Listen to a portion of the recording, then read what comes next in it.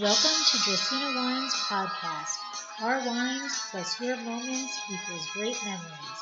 I'm your host, Lori, and this is a podcast about all things wine.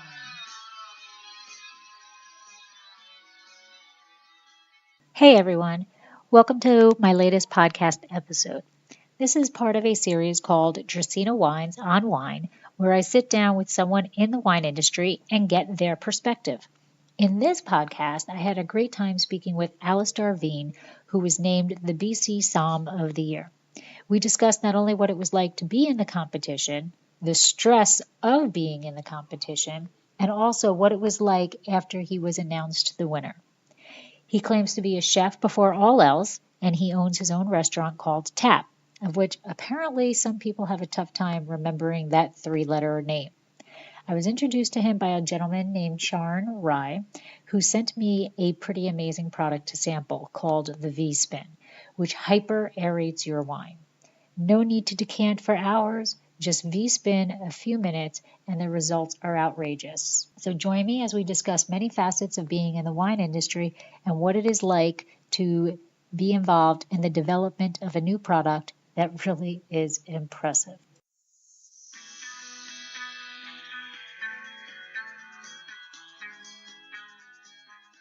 So hi everybody, this is Lori with Dracaena Wines, and welcome to this episode of Dracaena Wines on Wine. And today I have a very special guest here, Alistair Veen. Did I say that, Lola? Okay, said it right. Woo. Okay, and I was introduced to him because of this product that I tried called V-Spin, and I honestly fell in love with the product. And I wanted to learn more, and so I reached out, and the developer Charn came back and introduced me through an email to Alistair, and we are here. So welcome, and thank you for taking time from, I'm sure, your very, very busy schedule to join us tonight. I appreciate it. First off, I got to go with, right off the bat, that you were BC Sommelier of the Year. Like, Right. That is insane. So tell me, like, how do you even come to competing in a competition like that? Interestingly enough, my name was submitted by my tasting group. So they basically entered me into the competition. I was a little bit resistant at first, but you know what? I dove in with both feet, and that was my first ever competition. So I didn't practice anything. I just kind of walked in cold and very fortunately won. The truth is that I'm sort of the ex-sommelier of BC now, because now my colleague Shane Taylor carries the hefty that comes along with it. And we are training the next generation right now. So the new sommelier of BC competition is in 2 Mondays, or it's the 29th. So next Monday. Oh. So that'll be the next competition as well. And they are so much fun. Some people would argue that it's not much of a spectator sport because it's just sort of people swirling, sipping, and serving wine. But once you sort of get into it, it's really, really exciting. And watching those competitions live and seeing how nervous those guys are and watching them, just handle so much pressure with such grace is very exciting. So if you went into it cold, I don't know if the competition is the same. I don't even know if the show is still on, but there was a show called Uncorked, I think it was, that showed the process of becoming a master. Sorry. Yeah. Did you have to do those 3 categories also? Pretty much. Yeah.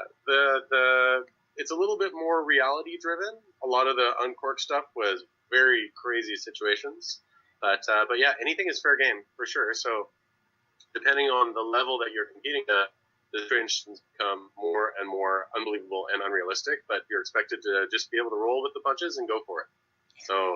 So it seems like so much pressure, and it is, but you have to sort of approach it with a light heart. You can't get down on it because it's not, some of this stuff would never, ever happen inside a restaurant. Right? I don't know. Some of the things that were on the show, I was like, oh my gosh, But so I have to say, congratulations. Now, do you get to be a judge? I have hosted the competition. I'm not sitting as a judge on it this year. I may get invited to in the future. It's a pretty tight-knit group of judges that judges. For instance, Master Sommelier John Zabo judged the nationals. I don't think I'm quite at the level of judging those sort of competitions yet, but I am judging the junior competition this year. So I'm practicing my judging. We'll see how it goes. So you're a junior judge then? I'm a junior judge, that's right. Maybe I'm the one that has to be nervous in the competition and not the competitors, right? That's awesome. That's awesome. Well, congratulations. It sounds extremely impressive to me, and to be able to blind taste, not only just blind taste, I think that's difficult in its own right, but you were timed, right? So like that. Every station has a time limit. So you do a sparkling wine service, you do a decanting service, you do a food and wine pairing, you do blinds. So there's spirits, cocktails, and wine. Then there's the menu list corrections, which is absolutely terrifying. You have 2 minutes. They put a wine list in front of you on a gigantic screen, and then you're expected to find all the mistakes and then correct them as well. It's unbelievably stressful. So, or they'll put pictures up, and you have 3 seconds to look at the picture and say who it is, or what it is, or where it is, or what's happening in that picture, and then the slide is gone, just like that, and you're on to the next one. So it's very, very stressful. So that was the national competition this year. So I competed for the best sommelier of Canada about 4 months ago, and I learned so much in that competition. Watching those guys compete was very, very intense for sure. But again, like, they're so graceful and they handle the pressure so well and do such a great job. Wow. So I read that there were 3 finalists in the competition. Sean Nelson of Vige's restaurant in Vancouver, Shane Taylor of Chin Chin in Vancouver, and then you own Tap Restaurant, right? That's right. Surrey. But they said that it was like super, super tight, that it was like a point or something separated first and second place. Like, were you like in a green room or something waiting for this, or like? No, we were at the bar. We were at the after party. So we both Shane and Sean are very good friends of mine, like very close colleagues. I feel privileged to taste with those guys and stay with those guys all the time. But I mean, our tasting group has, ever since the inception of that competition, our tasting group has done extremely well. So only once, only the first year was the winner of that competition, not someone from our tasting group. So we have very, very high expectations from it. So, Shane won last year, and Sean is definitely going to be a contender this year. I never thought that I was going to win. So I thought it was a shoo-in for Shane to win that. So I was not nervous. They said, we've deliberated long and hard, and I thought, oh, this is a really good show. It's all an act. They're about to name Shane Taylor Som of the Year, and he totally deserves it. And they called my name, and my jaw hit the floor. Hit the floor. I couldn't believe it. I wasn't prepared for that reaction. I wasn't prepared to win it. It was a complete and utter surprise to me, because Shane is such a consummate professional. And when he won this year, watching his what he did this year and how clinical and precise he was, to think that I could even come anywhere close to that sort of performance is very, very humbling for sure. Wow. Yeah, I know I could never do that. First of all, I couldn't even pick like Paso. If you gave me blind tastings of Paso, I mean, maybe East, West, I might be. That's about it. I couldn't be anything further than that. And that's my own little area. Never mind not knowing where it could be from. That blows me away that that's possible. And then you also had to choose wine and food pairings, right? You had to suggest food. Yeah. Did you have a menu, or you just had to pull food out of your brain? No, they put a menu up on the screen. So you're in a room. There's 2 or 3 different screens. There's audience to your back of all of the restaurateurs, peers, judges, somms, writers, all that sort of stuff. And so you sort of have your back to them, and then you're facing tables of judges and answering questions. So you get given the menu before you walk into the room, and you have sort of 2 minutes to look it over, and then you go straight to the first table, start answering questions. So you sort of have an idea of what is on the menu. Okay. But yeah, the menu pops up on the screen, and they just start asking questions about wine pairings. There's usually a thread that it follows. Okay. For instance, last year, The third was British Columbia. And so they were asking for Canadian, or sorry, the focus was Canada at the Vancouver Wine Fest last year. So they were focusing on Canadian wines. So you're asked to pick wines for a 5-course meal, not from the same region. So you had to pick one from each province, basically. So you're going to start on the East Coast and work your way all to the West Coast, or however you so choose to do it, but you weren't allowed to repeat a province. So it was very difficult. And then you had, from the year that I won, it was Italian wine pairings. So they want the same sort of idea. They wanted sparkling, they wanted white, they wanted red, they wanted dessert wines. And again, you weren't allowed to repeat a region that they were in. So, or you weren't allowed to repeat a varietal or the region. Wow. That's like stress on top of stress.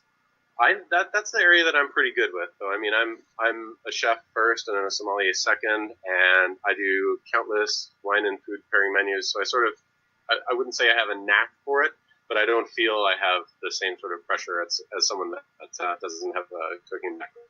Right. Well, that was actually a perfect lead-in, because that was going to be my next question, is that you actually are a chef, and your first job was at the age of 15 working in a restaurant. So, like, what formal training have you had, and, how did you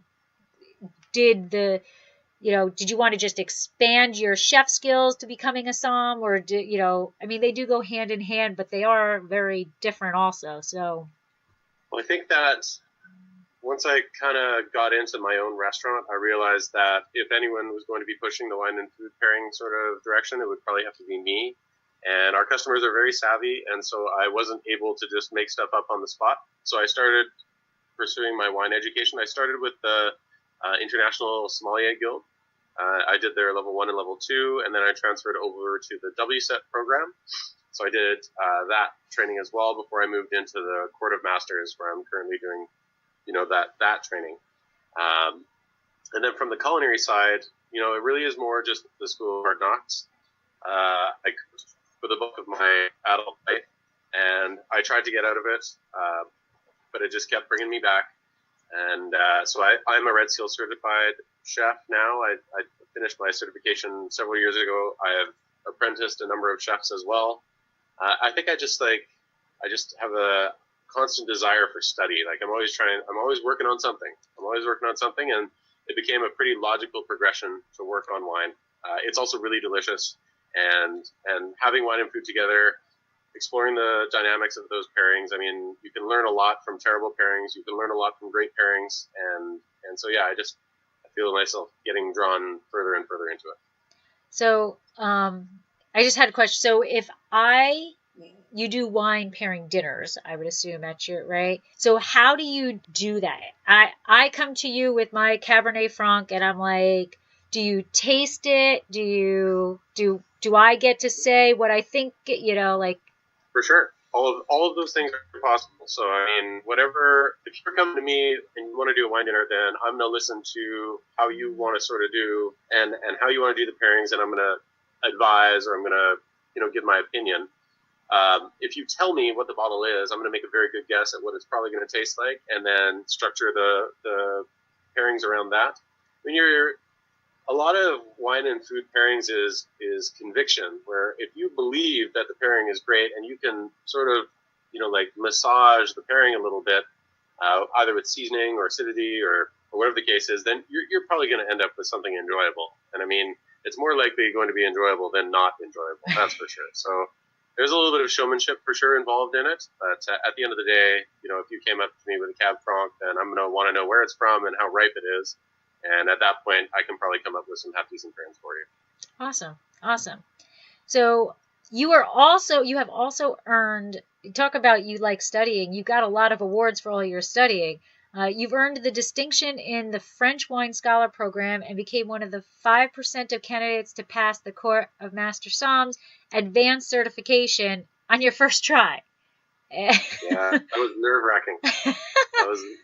And a very humbling experience. And again, the court is a very unique program because, for the most part, it's self-study. So we took a course with them for 3 days in Dallas, where they sort of gave us the context of the level at which we needed to be studying and tasting at.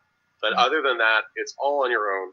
and then you just show up to the exam and see what happens. And yeah, it's nerve-wracking because there's people, you're only allowed to write once a year, and people get waitlisted for it, and so if you don't pass, and then the next year you might not get in because someone else who has as many or just as much qualifications might get that seat. Somebody already gave you a chance, and so now it's up to somebody else. So you really only have a limited number of chances to do it before either the business moves past you or time kind of moves past you. But yeah, I was very fortunate to pass it on my first try. Again, sometimes I feel like since I'm a chef, I'm always waiting for the court to expose me as a fraud. But so far, I've made it through the exams in such a fashion to pass. So maybe it's a chip on my shoulder that makes me study a little bit harder, and know that it doesn't come so naturally to me, because there's a lot of people that have been doing this their whole life, whereas I'm more of a newcomer to the game. So what I guess you kind of already answered it, but what do you consider your strongest suit as a somm? At this point, I would probably say preparation. I think that I study the material so that it isn't quite so off the cuff. Okay. Now, wine and food pairing for sure requires a little bit of preparation and a little bit of showmanship, like I said. But yeah, I think that just the preparation side of things is probably what I do best, and then that leads into the study side and then the actual presentation side. And what do you think is your toughest aspect of it? For sure, us studying producers so that I can remember. So if you ask me, what the top producer of this region is, and what their style is, that's definitely the weakest part. I think that's probably the weakest part for a lot of people, but for sure that's my weakest part. I dread questions that are multi-part, where it's producer driven, where you're asked to identify a region and then talk about a couple producers in that region and then differentiate the style between those two producers.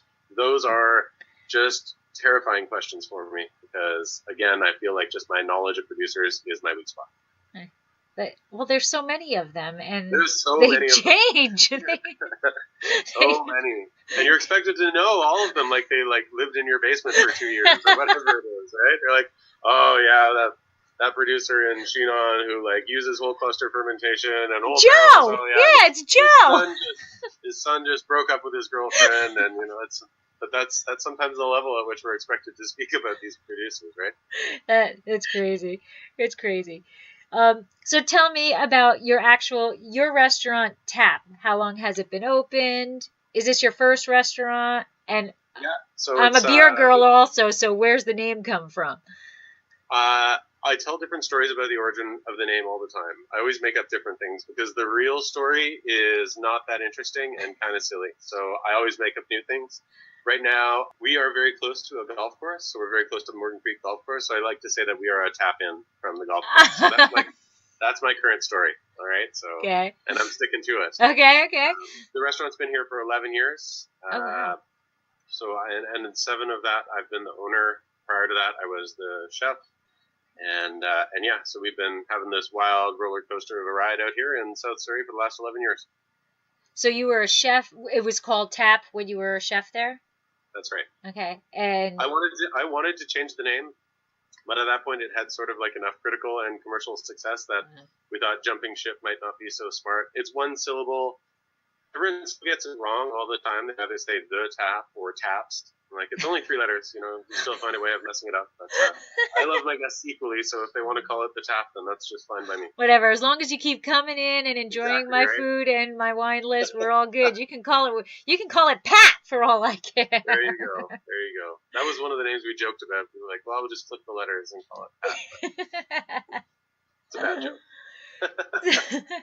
So, on your website, it says that you are committed to providing the best local meats and vegetables. So, the first thing, and this is so bad, and I apologize, but the first thing that came to my mind when I read that was the movie, The Internship with Vince Vaughn and whatever the other guy name is, where they work for Google, and they go to have you seen this movie? I haven't seen this movie. Okay, well, you're missing out because it's hysterical. Okay.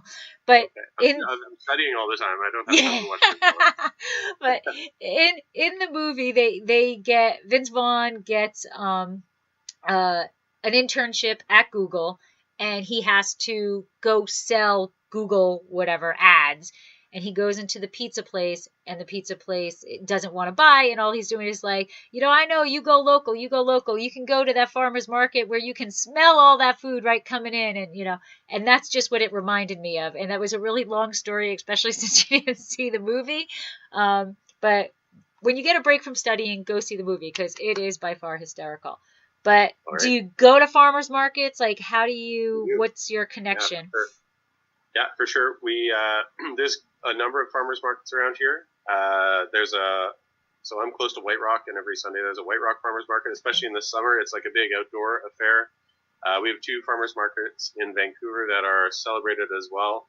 And we can learn so much at those, even if it's through conversations or just learning about new products or why products are the way that they are. We also have a lot of producers that come to us.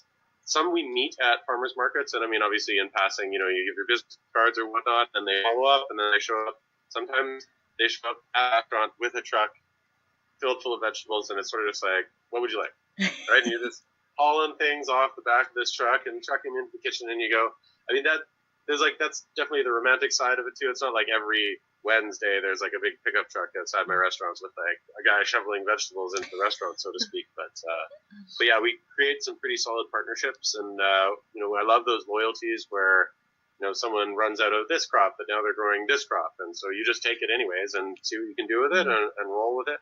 We're truly blessed with a farmer just down the hill from us who grows so many different vegetables well into the fall.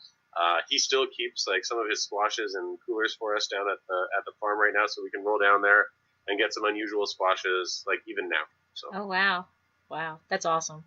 I'm all for supporting local. It keeps the kitchen excited too. It keeps us kind of pushing recipes forward, and it keeps the servers sort of learning about new ingredients as well. So I think it benefits everyone from the farmer all the way to the guests, right? And lots of learning along the way. That's perfect. So you are the chef, the somm, and the owner. Do you spend like, how do you divide your time? Yeah. Look where my hairline is. I don't have any gray in there yet, but it won't be long for sure. How do you divide that? I think I've stitched that together into a pretty uniform hat at this point. The owner side of things, happens. For instance, today we're closed. I'm at the restaurant just working on some stuff in the office. I get ready for our staff meetings tomorrow. And then from the somm side of things, I mean, I'm always the somm, and I have a great service team that I teach a ton about wine to. I put them all through their wine education as well so that they can kind of bring that to the table. And then for my cooks and my chefs, I put them through the same culinary program that I did. So, I mean, they all are apprenticed to be Red Seal chefs. And so, yeah, we're all just kind of paying it forwards in terms of training to make sure that, I have to wear all those hats and feel the weight of them on my neck. I kind of spread it around a little bit. And I mean, that's something that I can learn as well, right, is not having to wear those hats all the time and being able to trust the team. And so far, they do such a fantastic job. Okay, so my next question is really how I got introduced to you is by this product that, and I'm using the word amazing because I really can't think of another word. Yes, like the V-spin.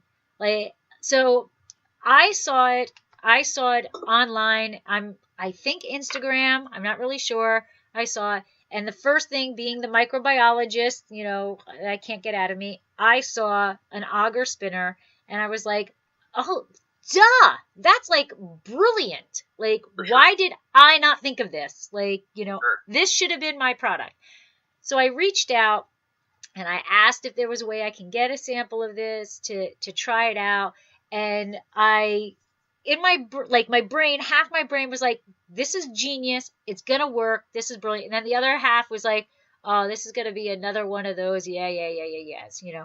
And I tried it and I did it live, which normally I'm like, all right, well, let me video it and then post it. I did it live. This thing is freaking amazing, in my opinion. I mean, it really is amazing. It's a It game changer. It's a game changer. love at first sight. So, like, show that again so that they can see it, so that people can see it. So this is a decanter. It's a Yep. German crystal designed by Spiegelau. And in the very bottom here is a little magnetic clutch attached to what you might recognize as a magnetic stir bar. Yeah. So I'm sure you've seen them before. Everyone suffered through dealing with magnetic stir bars for at least a small portion of their high school careers. So everyone feels a certain familiarity to it for sure. And the first time that I saw it, my reaction was more or less the same as yours. First of all, I was like, surely this has been done before. And then, yeah, like I totally see how this is going to go. I understand hyper scanning of wine, but at the same time, I'm not a believer in gimmicks, right? I mean, I'm a believer in the classic way of serving wine. And yeah, so I had my own mental obstacles to overcome, just as I'm sure you did. But the first time I tried wine out of this decanter, I knew that we were onto something very special and something that absolutely has to be shared with everyone that loves wine. Right. So tell me how. So the creator is Charn Ray, right? Charn Rye. Rye, and yeah. How did your relationship with him? How did you just come walking through your door and say, "Hey, look what I got"? That's exactly how it went.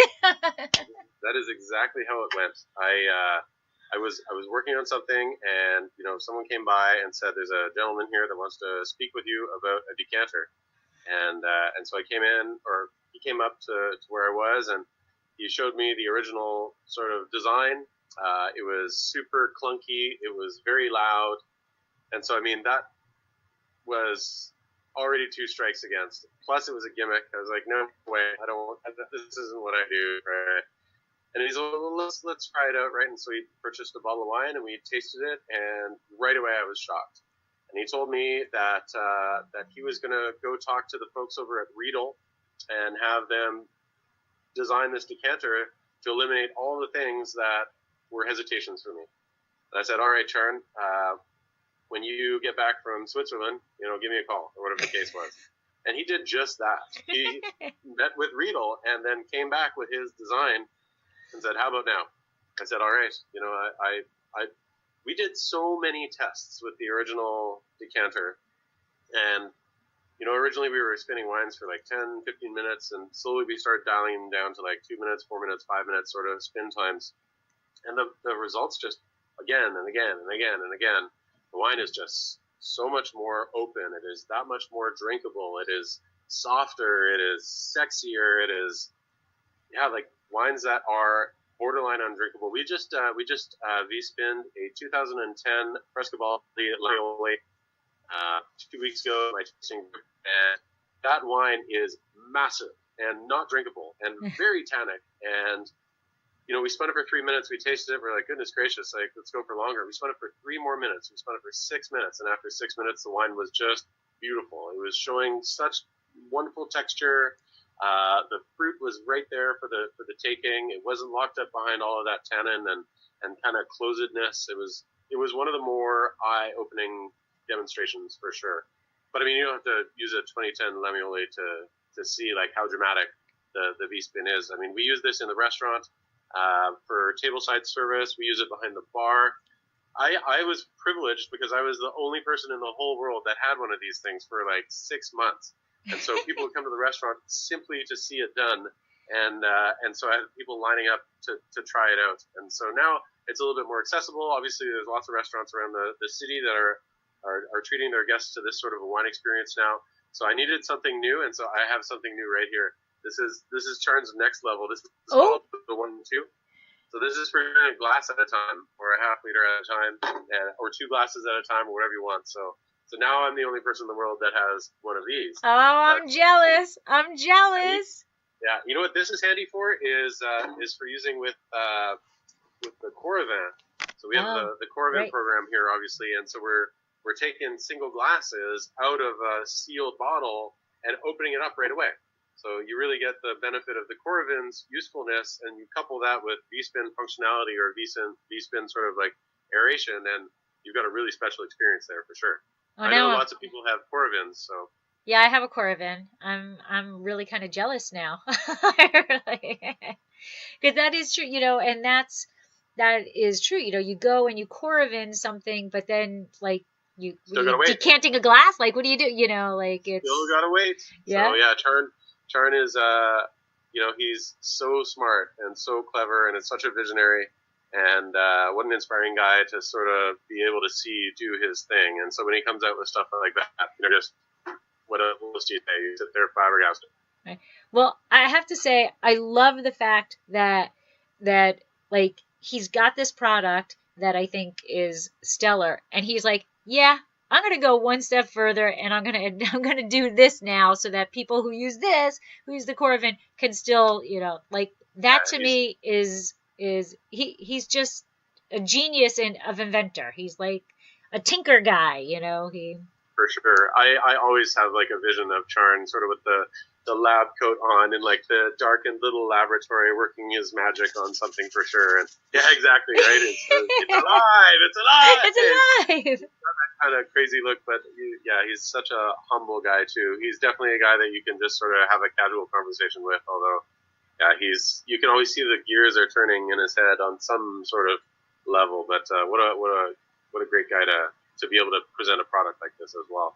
I don't know if he would want me saying this, but the whole reason that he approached me in the first place is because he doesn't drink, and so he wanted to get someone that had sort of a palate into the equation, and I was very fortunate at that juncture because that was when I had just won the competition, and so he sort of said, well, who's the guy that we should talk to? How about this guy who just won the competition? And we're both outside the realm of Vancouver. My restaurant's in Surrey. He's from New Westminster, and so we share a certain kinship in the suburbs out here as well.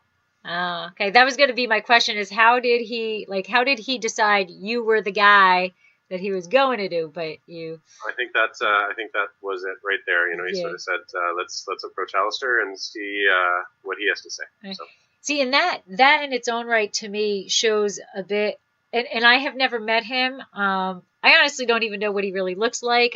He's a crazy inventor. He's got wild hair and crazy eyes, and think of like Albert Einstein, or like Dr. Frankenstein meets Albert Einstein. That's awesome. Yeah. But when I first sent him the email, and he called me, so I was talking to him on the phone. And it was like I was talking to like my best bud, in like 2 minutes flat. It was like, for sure. We were just we were on the phone, I think, for like 45 minutes, just chatting and all this stuff. And he was telling me how he came about this, and he's so easy to speak, so easy to talk to, and so down to earth. And you kind of think that you get these Albert Einstein type people, and they can't talk to you on a normal level. And I'm sure we've all seen a ton of them, right? Yeah, and he's there. He was literally. I felt like he was my best bud. 2 minutes into a conversation with him. It was. Sure. I hope maybe one day I'll meet him. I don't know. I guess I have to go up north or whatever. But I hope to meet him. So you do use the V-Spin at your restaurant. For sure. And so how do you go about I walk into your restaurant, I order a wine off of your amazing wine list, and you bring the V-Spin to the table? Do you, For sure. In some scenarios, in most scenarios, we bring the V-Spin to the table. Sometimes, by the glass pours, it's a little unwieldy to be doing glass pours with a V-Spin because you would need someone just walking around the dining room with it by itself, but we use it behind the bar, and so we'll spin glasses of wine behind the bar and have like 2 or 3 of them going so that we're able to bring glasses up to speed really quickly. Mm-hmm. And then when someone orders a nice bottle, I love going to the table, presenting the bottle, pouring a taste, offering to decant the wine, and then using that angle to say, well, I have a very unique decanter that hyperaerates wine. Would you like to try it out? And then I drop this down on the table. And obviously, there's lots of oohs and ahs. It's got a little digital display on it. There's a certain That's blue. Air. That's blue. Yeah, right. There's a certain air of mystery to it. It's definitely very intriguing to look at. And everyone's always like, "Wow, what do you got going on here? What's this all about?" And then, of course, the wine starts spinning. You've got this deep red or white vortex going through the middle of the wine. And, yeah, it's like putting a lava lamp down in front of a group of stoners. You know, everyone just kind of sits there staring at it. And it shuts off automatically. So once you're done setting the time and the speed, it just does its thing for you. So I can engage the table. I can talk about, you know, different experiences I've had, or I can go and use one at a different table. You know, it turns off, you come back, you pour a taste for a guest. And like I said, I mean, it's such a predictable reaction. There's nobody that is not floored. Like the first word out of everybody's mouth is always just like kind of like a contemplative sigh and then wow, right? Because they taste the two wines side by side and the difference is palpable. It is not just a party trick. It is a real difference. I always say that you get sort of like the wine showing the exuberance of a wine that's only been open for 5 or 6 minutes, but with the structure, like the phenolic structure of a wine that's been open for 3 or 4 hours, right? I mean, so you sort of are tasting a wine in a fashion that you would never otherwise be able to taste it in, right? Because otherwise you'd be aerating your wine for 8 hours, and then your fruit is going to be 7 or 8 hours old. But in this case, the fruit is only 5 or 6 minutes old, right? You pull the cork, pour a couple of tastes, decant the wine or spin the wine, and then, yeah, you still have a very fresh, young wine good to go. Right. So tell us about the decanter itself. Do you know the story of like how he paired up, how that all came about? What decanter did you see when he first came to you? He was dropping magnetic stir bars inside whichever decanter would listen to him, basically. And so he was dropping magnetic stir bars inside regular decanters, fancy decanters, whatever I had at the restaurant. And it would clatter around like crazy. It would make like a fierce noise. I was like covering my eyes like, oh my goodness, like when is this going to stop? Is the decanter going to break? But he approached Riedel about designing a decanter that would address all of that. And they ended up connecting him with Spieglau, obviously a German crystal manufacturer. And I mean, they've been around for 300 years, right, a long time. And this is the first time in Spieglau's history that they've ever put their name on a product that was not sold by them. So they've co-branded with us, and they designed the decanter. They put it together for us at their plant in Germany. They put their name on the package, and they submitted us for the German Design Awards for tabletop this last year.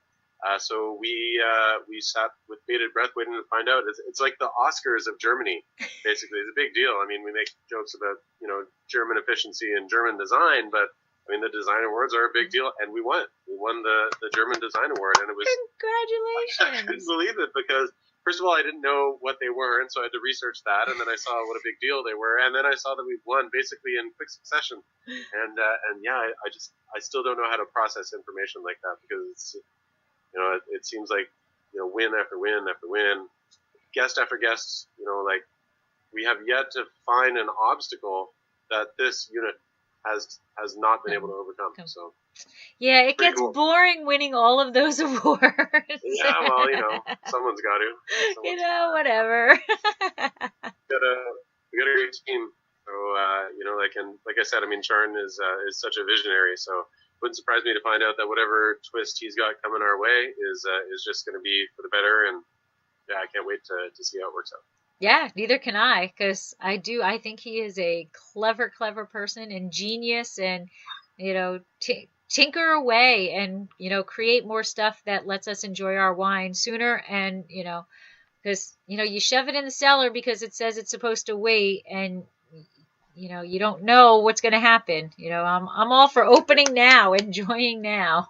For sure. Well, like, I mean, it makes your cellar more accessible to you as well, too, especially with the Coravin, because you can Coravin a bottle, you know, take a little bit out, spin it, bring it up to speed, and then taste it and see where you're at with things. And so your cellar tends to turn over a little bit more that way, too. Lots of people sit on wine for way too long, right? And I mean, I don't have that problem, but there's lots of people that do. I look at a lot of people's cellars that time has sort of moved past a lot of those bottles, and yeah, with the V-Spin, you don't have that problem because you can age wine like the gentle way, or you can pull a bottle out and bring it right up to speed and have it good to go. And I mean, there's a lot of austere wines that that the V-Spin will unlock without any trouble. Right. Very tannic Nebbiolos, you know, young austere Brunellos, like nothing is immune to its charms, so to speak. That is awesome, and I mean, this is I don't have to say, like, I don't want, it's not putting down any other product that I've tried, whatever. This has been of all the products that has just blown me away. For sure. It really has blown me away. Yeah. I'm with you. I mean, I was the biggest skeptic for sure. I'm not a gimmick guy. It's like I've seen 1.5 million aerating units over the years, and I haven't stuck with any of them. Right? I mean, they all have their day in the sun and moment of fashion, and then they all fade into the sort of obscurity. But this allows you to be engaged and have a conversation. And I mean, it's got a certain, like I said, like magical kind of appearance. Everyone's like, "Ooh, what's that?" Right. It's right. unique. It's a winner. Right. So tell me, where can people find? Let's do V-Spin. Well, let's do you first. Where can people find you? Are you on social media? Your restaurant on social media? Yeah. So you'll find me at Tap Restaurant, TAP Restaurants. That's our Instagram feed. We're also on Facebook under Facebook.com/Tap Restaurant. If you look up Tap Restaurant, it's impossible not to find us. And then for the V-Spin, you'll find us on vspin.us, or you'll also find us on Instagram at Open Your Wine. And that's sort of been the tag that we have stuck with for the last little while. So when we say a restaurant has taken us on as part of their program, we say the wine is now being served fully opened at blank restaurant. So open your wine on Instagram. That's awesome. That's a good thing. I've been seeing a lot of the photos. I guess Instagram's algorithm has decided that I should see your photos, which I'm very happy about.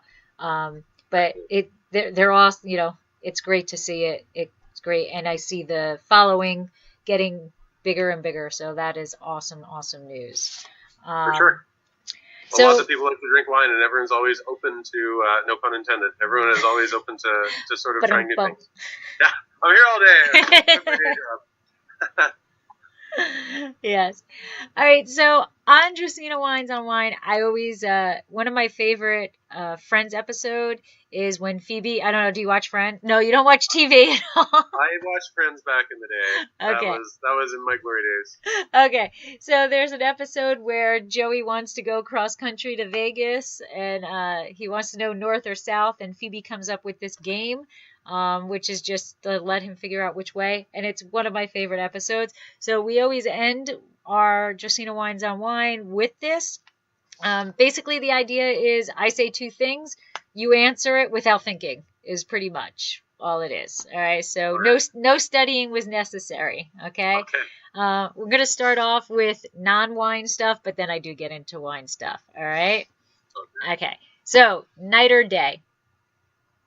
Day. Sunset or sunrise? Sunrise.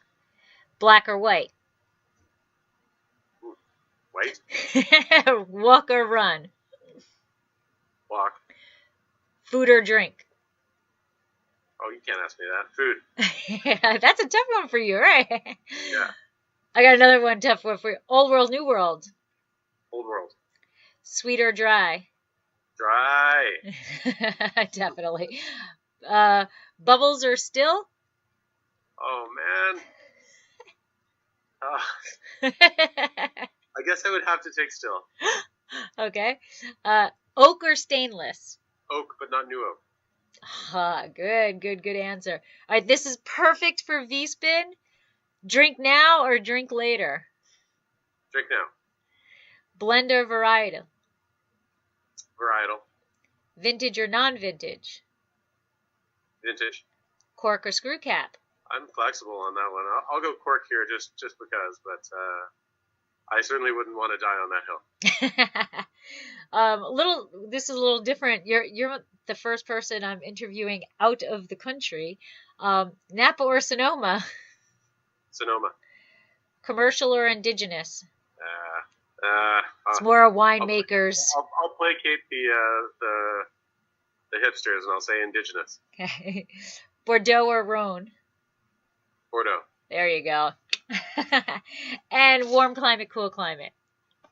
Cool climate. All right. Well, that's the end of the Phoebe's game.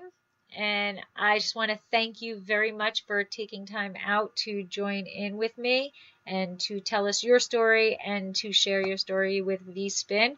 Is there anything that you want to shout out? Anything?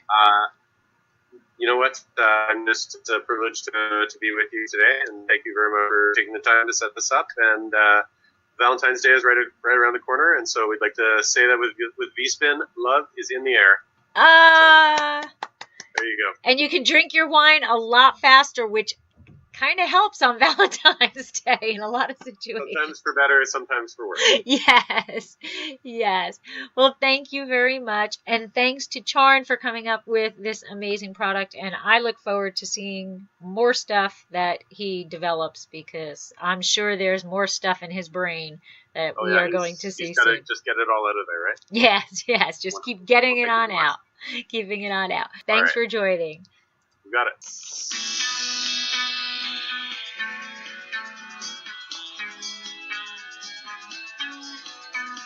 Thanks for listening to Dracaena Wines podcast. If you have suggestions of what topics you would like us to discuss, please reach out to us on social media or at dracaenawines@gmail.com. If you liked our podcast, please subscribe at iTunes, Stitcher, Google Play, or whichever podcasting program you use. To easily subscribe at iTunes, please go to bit.ly/Dracaena podcast. That's bit.ly/D